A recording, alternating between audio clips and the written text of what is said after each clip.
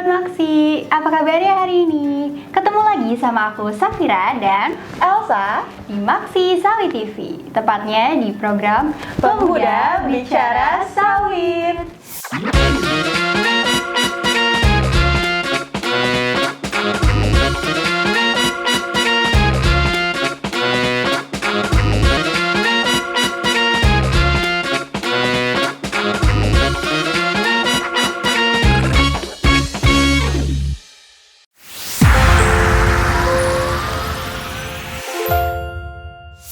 Oke sahabat Maksi, semoga nggak bosen ya ketemu sama dua sawit yang cantik-cantik ini. Sawit, oke.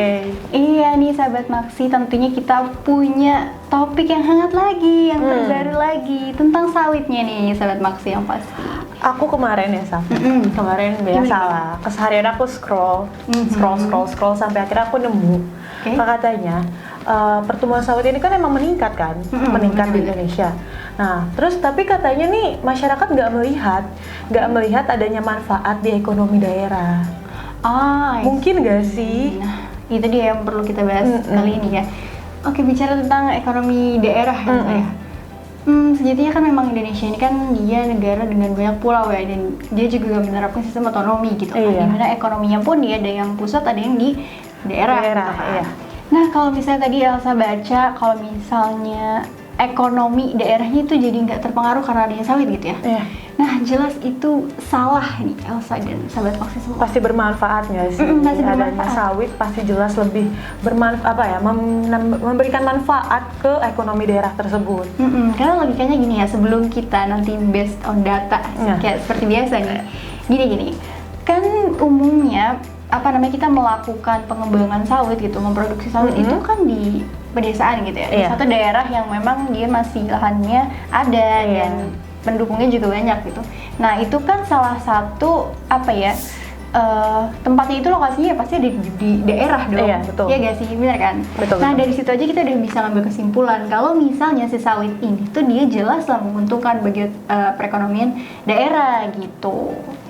Nah, didukung juga nih oleh data ya, berdasarkan hasil studi dari PASPI tahun 2014, Elsa dan juga sahabat Maksi, itu dia menunjukkan bahwa pertumbuhan dari produksi si palm oil ini atau minyak kelapa sawit ini berpengaruh positif dan terbukti signifikan gitu terhadap pertumbuhan produk domestik regional bruto atau kita sebutnya biasanya PDRB, daerah-daerah sentra sawit gitu. Paham.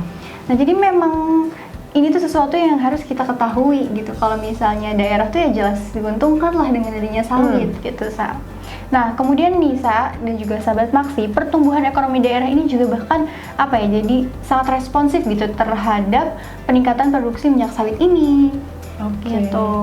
Jadi peningkatan produksi minyak sawit itu terus tumbuh di ekonomi daerah yang lebih besar gitu peningkatannya. Apalagi kalau misalnya dia tuh lahannya memang bagus untuk sawit, kemudian juga masih sesuai gitu. Nah, itu benar-benar menguntungkan daerah banget. Apalagi kalau misalnya di daerah tersebut ada lahan kosong yang tidak terpakai ya. Nah, itu biasanya dia. banyak tuh lahan-lahan yang subur tanahnya tapi terbengkalai. Kenapa nggak diolah buat jadi kebun sawit aja gitu kan? Toh kebun sawitnya juga memberikan dampak positif, memberikan manfaat ke daerah tersebut ya, Saf.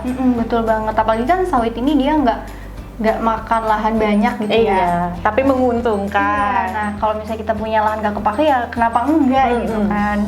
Oke, ada lagi nih data yang mendukung kenapa sawit ini berfungsi gitu atau bermanfaat gitu di daerah. Jadi dikutip dari laman Dinas Perkebunan Kalimantan Timur, baru-baru ini nih April 2022. Masih baru nih ya, tahun kemarin. Samarinda tahun kemarin, kegiatan perkebunan kelapa sawit di Kalimantan Timur itu bahkan sampai sekarang ya, dia menunjukkan kontribusinya untuk kesejahteraan dan juga pembangunan ekonomi gitu. Bahkan ini tuh sudah di-approve sama orang-orang di Provinsi Kalimantan Timur itu sendiri gitu. Mereka sampai ada sebuah seperti forum gitu ya di sana, namanya Forum Komunikasi Perkebunan Berkelanjutan Provinsi Kalimantan Timur. Saat itu mereka membahas bahwa di hulunya itu perkebunan kelapa sawit mampu menyerap tenaga kerja. berarti menarik tenaga kerja banyak ya, kayak membantu masyarakat sekitar juga membuka peluang kerja, habis itu memberikan kesempatan juga, memberikan pengalaman baru juga tentunya untuk masyarakat sekitar supaya memberikan dampak positif ke kehidupan mereka juga. Iya benar, mendatangkan dampak positif. Terus ibaratnya tuh mengikis pengangguran juga. Mengurangi angka pengangguran di Indonesia. Betul. Jadi memang kontribusi sawit ini nggak sedikit gitu buat daerah. Cuma kitanya aja yang nggak buka mata. Nah, terus ada lagi nih data yang menunjukkan bahwa 56,3% dari yang diperoleh gitu ya, hasil produksi yang diperoleh itu kontribusi tersebut berasal dari subsektor perkebunan gitu. Jadi 56,3%, jadi lebih dari separuhnya gitu di daerah. Lebih dari setengah dari perkebunan, dan sawit itu ambil alih ada andilnya gitu di dalamnya. Gitu. Nah, jadi dengan demikian ya, sahabat Maksi, pandangan-pandangan bahwa perkebunan kelapa sawit ini tidak menguntungkan daerah atau tidak ada kontribusinya terhadap ekonomi daerah, itu jelas salah. Mitos belaka. Jangan percaya lagi ya sahabat Maksi. Kita ini sudah harus menyadari bahwa sebaliknya gitu yang terjadi itu, pertumbuhan produksi kelapa sawit ini justru secara signifikan dia bisa meningkatkan pertumbuhan ekonomi di daerah-daerah, baik yang itu memang sentra sawit maupun yang bukan gitu. Karena kan kita sudah bahas juga ya di episode sebelumnya kalau ibaratnya yang kecipratan sawit nih banyak banget, bukan cuma si pemilik, bukan cuma si karyawan, tapi bahkan masyarakat sekitarnya pun bisa merasakan keuntungan dari adanya kebun sawit ini. Betul, apalagi kalau ekonomi daerah. Nah, gitu dia sahabat Maksi. Dicatat ya apa yang aku dan Elsa sampein. Nah, sampai jumpa lagi dan sampai ketemu lagi sama kita, yaitu aku Safira, aku Elsa, di episode Pemuda Bicara Sawit yang lainnya. Terima kasih. Dadah.